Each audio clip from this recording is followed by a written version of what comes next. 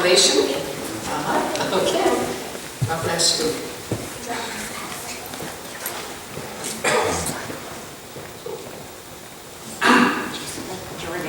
There's a tiny little bit of unfinished business from Revelation 16 that I want to briefly go over here before we jump into 17.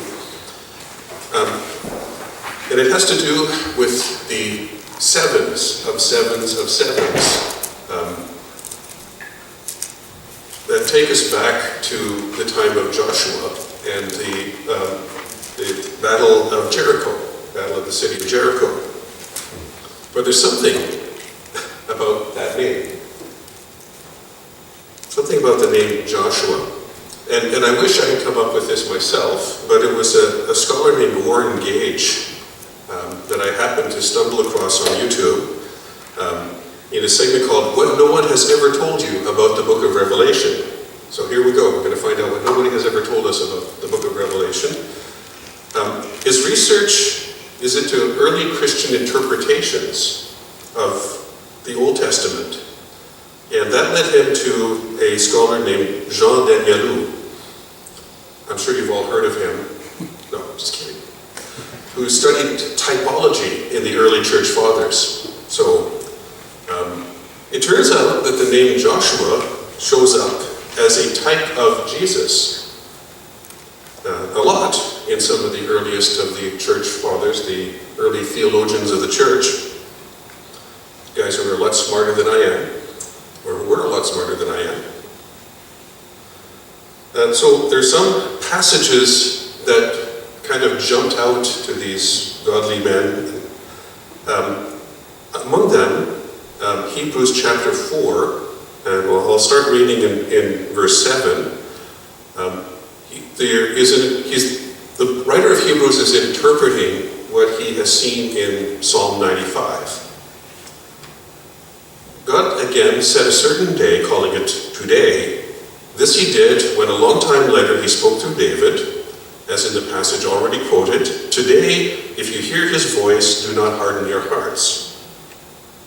For if Joshua had given them rest, God would not have spoken later about another day. Now the interesting thing is the spelling in Greek of the name that he transliterates, that we think of as Joshua. In Greek, it's pronounced Jesus, more or less. I'm not a Greek scholar, so that's...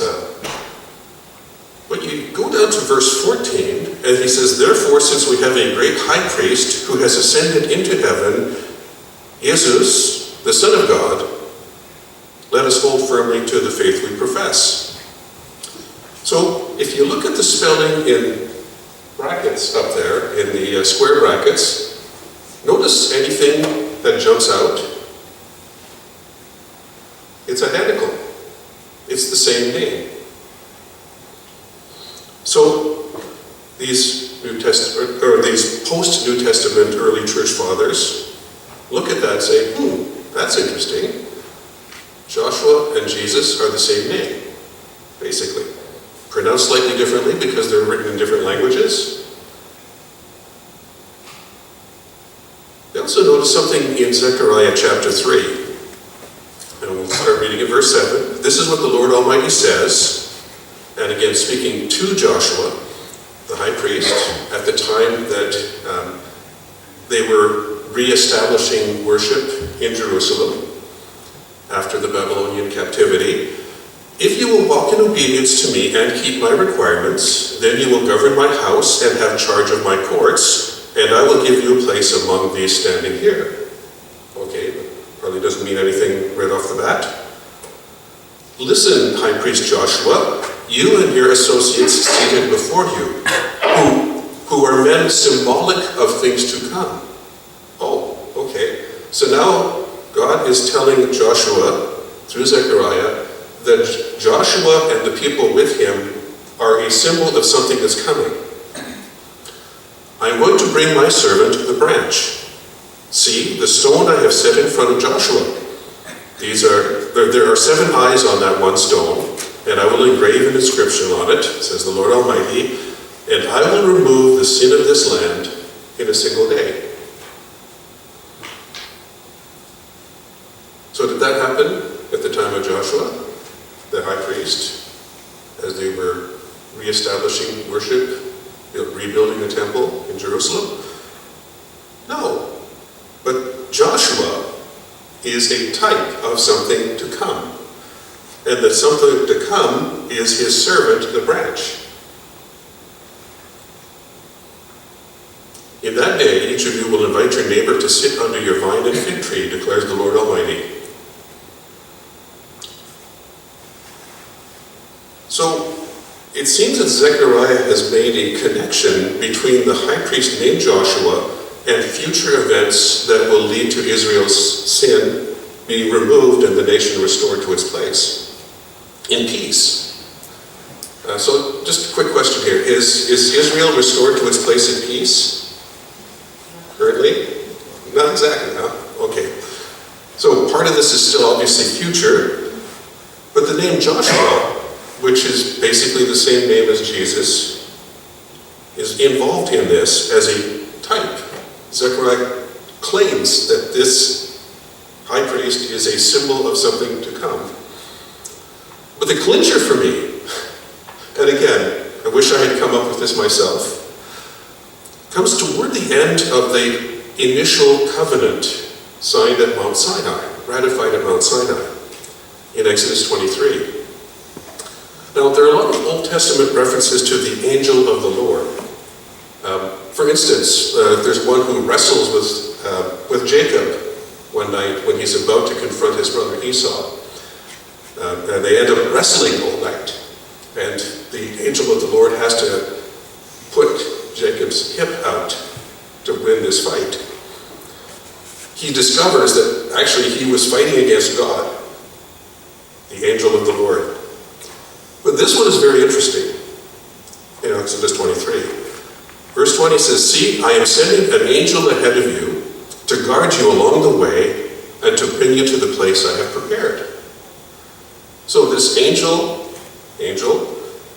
is going to protect them and will bring them into the promised land. Verse 21, "Pay attention to him and listen to what he says. Do not rebel against him. He will not forgive your rebellion, since my name is in him." So whoever this angel is has God's name in him.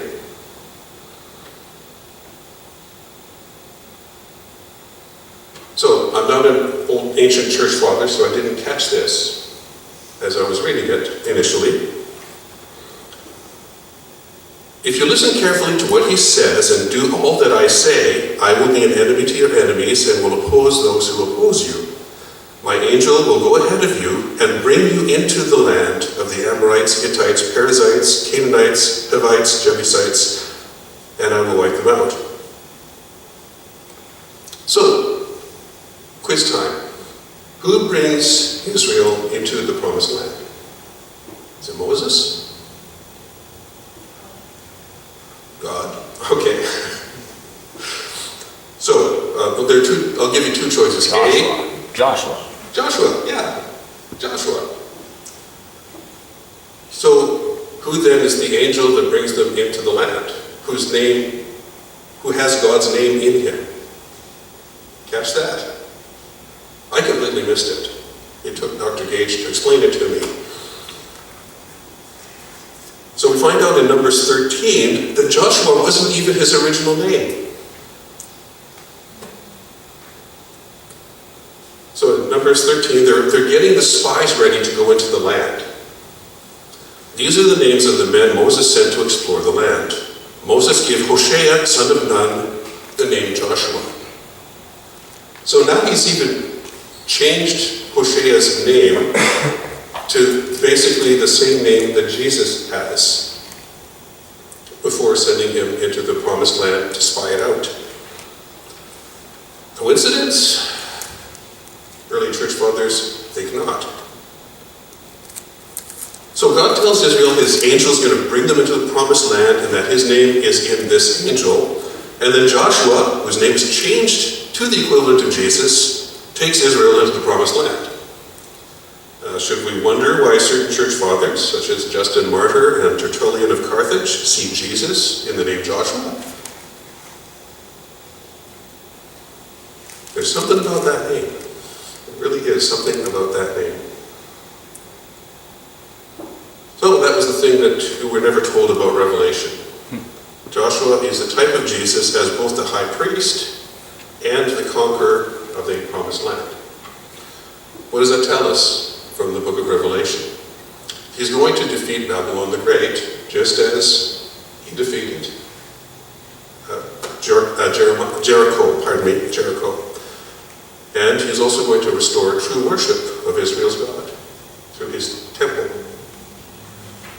which includes his church. Okay, now on to Revelation 17. Babylon the Great. So, verse 1, one of the 7 angels who had the 7 bowls, remember the bowls of God's wrath, came and said to me, "Come, I will show you the punishment of the great prostitute who sits by many waters. With her the kings of the earth committed adultery, and the inhabitants of the earth were intoxicated with the wine of her adulteries." Not the girl you want to take home to mom, presumably. Then the angel carried me away in the spirit into a wilderness. There I saw a woman sitting on a scarlet beast that was covered with blasphemous names and had 7 heads and 10 horns. We're getting a lot of the 7 heads and 10 horns things going on in Revelation. So whoever it is sitting on top of this beast. Now, if you're sitting on a horse, what are you likely doing with this horse? You're probably leading it, right? You're probably directing where it goes. If she's sitting on the beast, probably what's going on here. The woman was dressed in purple and scarlet and was glittering with gold, precious stones, and pearls.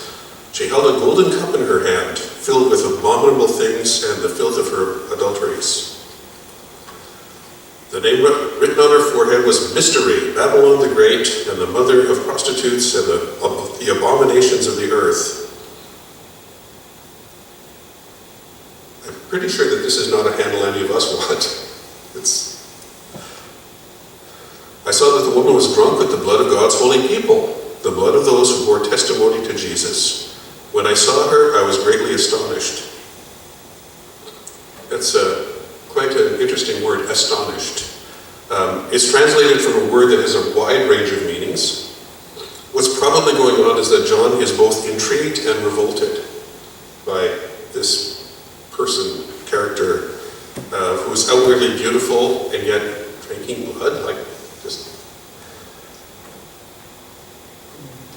I think I've watched too many vampire movies growing up. This is just, scary stuff. Verse 7, the angel said to me, "Why are you astonished? I will explain to you the mystery of the woman and of the beast she rides, which has the 7 heads and the 10 horns. The beast which you saw once was, now is not, and yet will come out of the abyss and go to its destruction. The inhabitants of the earth, whose names have not been written in the book of life from the creation of the world, will be astonished when they see the beast, because it once was, now is not, and yet will come."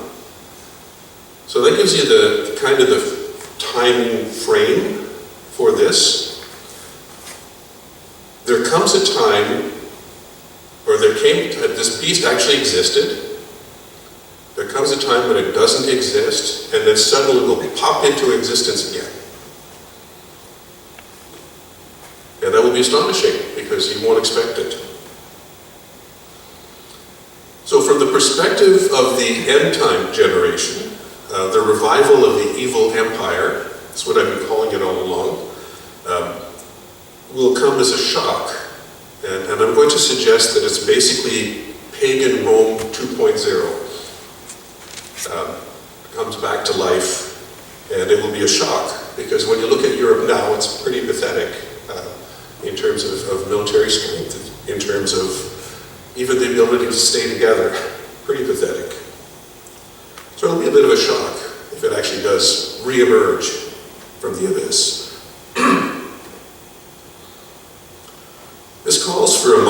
wisdom. The 7 heads are 7 hills on which the woman sits. 7 hills. Does that kind of ring a bell at all? Like, what city is built on 7 hills? Rome? Yeah. There are also 7 kings. 5 have fallen, 1 is, and the other has not yet come. But when he does come, he must reign for only a little while. What does that even mean? 7 kings. Well, there's been a lot of ink spilled about that over the centuries. But verse 9 kind of brings us back to John's current time. And you might want to try to figure out what kings are being referred to here.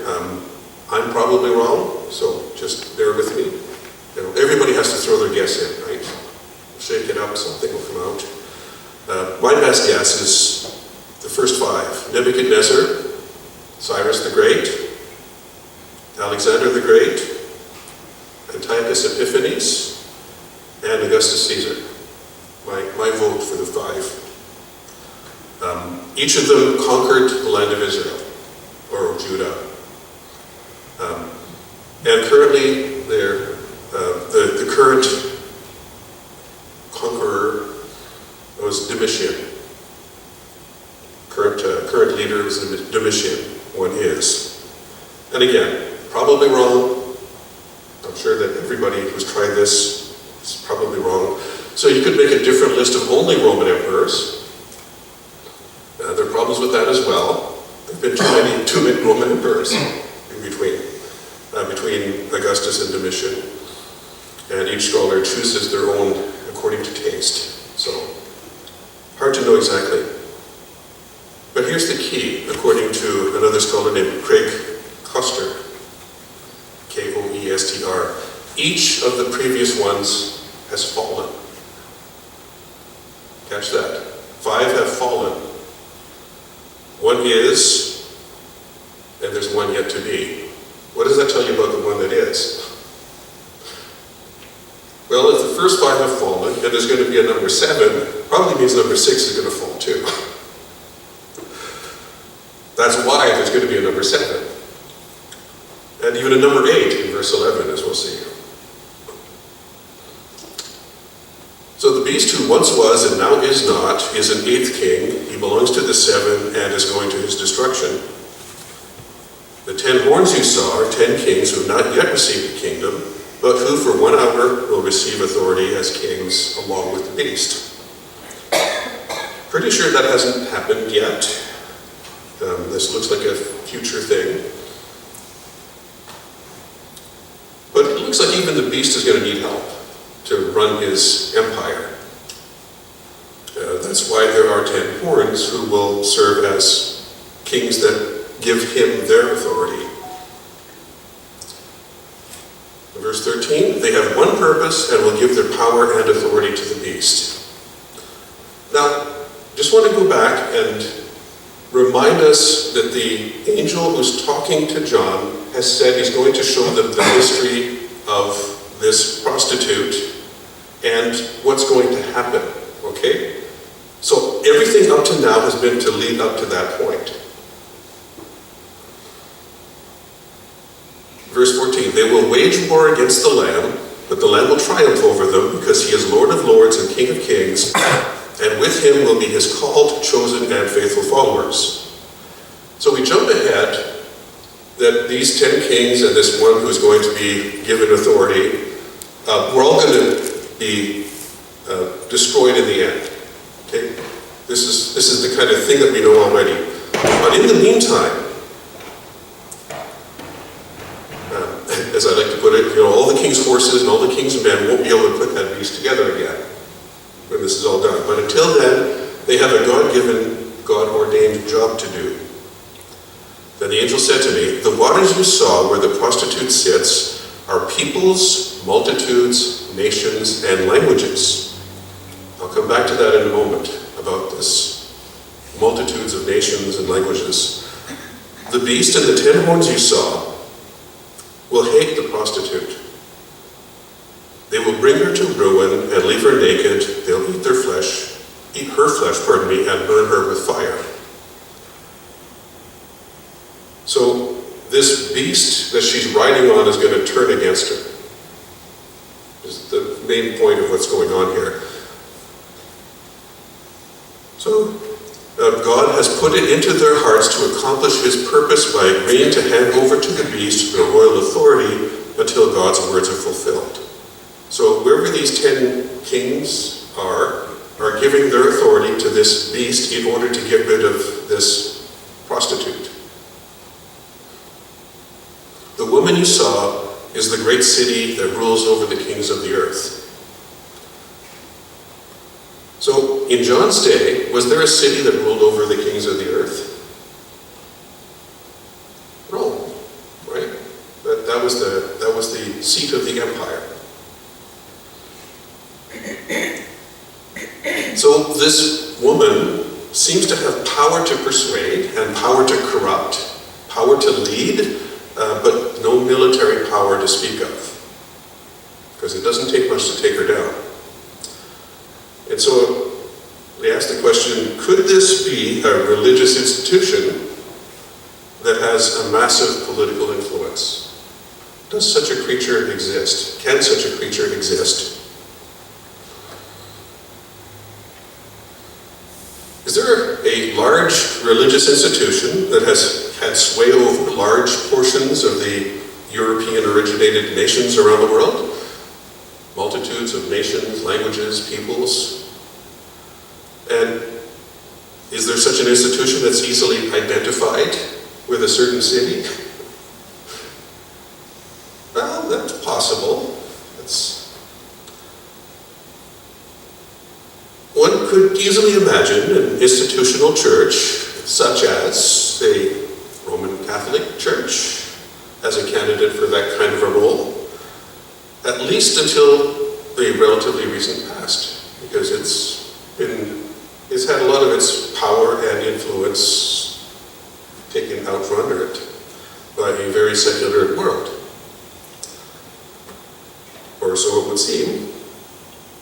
Now, I'm not claiming that the Roman Catholic Church is the woman riding the beast, okay? I just want to make this clear. I'm not claiming that that is the case. But could an institution like that experience a revival that could bring it back to prominence on the political and religious stage?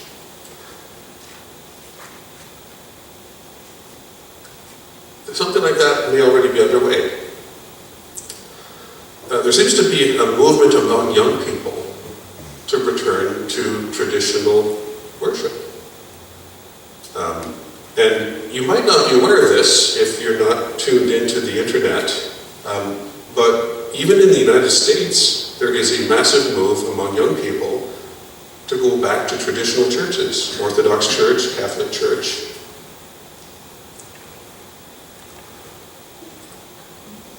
There's a desire to turn back to worship with ancient roots and ancient ritual. Back in the late 1990s and early 2000s, I attended a couple of evangelical seminaries. First a Bible college and then the two different seminaries. One moved, so I went to a different one to finish. And classes about worship welcomed a return to employing the senses in worship. Basically, a researcher named Weber, of whom I'm told he had no unpublished thought, was trying to get people back into ancient styles of worship and had a tremendous influence among evangelical seminaries. They taught that people were looking for a sense of mystery and deep connection, emotional connection to God at worship services. And so promoted those kinds of sensory worship. I was there. I was taking these classes. So it's not like, I'm not coming with this out of thin air. But it seemed to me at the time that moving evangelical Christianity in that direction would kind of have the effect of helping people realize that, well, wait a minute, Catholics have been doing this all along, and so have Orthodox been doing this all along. And so you're trying to move an evangelical, Bible-based, rational-based, although somewhat, emotionally tied and spirit-moved church in the direction that has already been working for generations in the big organized church, who perfected that style of worship generations ago. It seemed kind of strange to me, but I was not the least bit surprised to hear of prominent Protestant evangelical pastors and leaders converting to Roman Catholicism and others to Orthodox, the faith. No surprise to me. Just because of the way that trend was going. And I don't doubt the sincerity or the faith of those moving in that direction, right? Don't doubt that. My own mother's a Roman Catholic. And strangely enough, she loves the fact that I'm a Protestant pastor.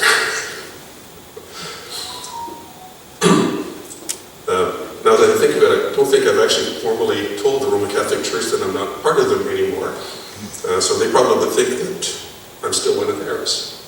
At least until they see this video anyway. But how much mystery and connection they end up with, I think remains to be seen. But I suspect that a move away from doctrinal orthodoxy toward a more emotional experience in worship could set the stage for something, or set the stage for a leadership that persuades believers to trust their feelings rather than a Bible-based reason. Again, a trend that I'm seeing and feeling. Where the church goes from there is probably paved with good intentions, but may end up leading in a dark direction. Of course, that could never happen, right? That could never, ever happen. You could never move the church into a dark direction. Because, well, that couldn't happen, say, in 1930s and 40s Germany, right? That could never happen, right? Okay, well, in his own inimitable way, Martin Luther warns of a certain tendency he has noticed within that particular denomination's leadership.